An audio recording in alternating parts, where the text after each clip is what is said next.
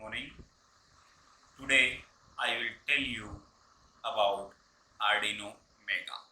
So over here we have Arduino Mega board, and this is the back side, and in this Arduino Mega basically we have total 54 digital input output ports. If you require or if you want to handle with number of inputs, more number of inputs, then you go to Arduino Mega, and over here you can see there are digital pins over here, and these are also digital pins, and out of these, from the pin number 2 to pin number 13, these are PWM pins. There is no sine wave function over here as in Arduino Nano and Arduino Uno case. Over here all these pins are PWM pins. Okay, and over here we have many TX and RX pins, around 6, total 8 pins, not 6, total 8 pins for serial communication. We have like over here TX1, TX2, TX3, RX1, RX2, RX3. Okay, and over here RX0 and TX0 over here. Okay, so and over here we have analog pins, as you see, from A0 to A15.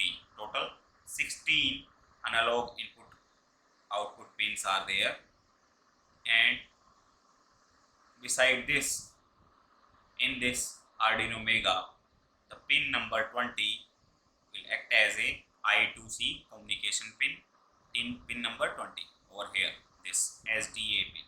Okay, and we have pin number 50, pin number 51, 52 and 53 for special, not special, serial communication port. So 50, 51, 52, 53 are for serial communication, and we have a onboard LED that is on pin number 13. So this is a generalized introduction of Arduino Mega, and this is the controller at Mega 2540. It requires 5 volt. You can plug in over here using adapter, or you can use USB cable to connect over here. USB is connected to your PC, and the another end is connected to over here. Okay, so the input voltage for this is 7 volt to 12 volt. It has USB port. The current drawn from the chip is around 50 milliampere, and the current rating per input output pin, it may be digital or it may be analog. In that case it is 20 milliampere. So in this case, in this Arduino Mega case, we have total 15 PWM pins, and the flash memory for this chip is 256 KB.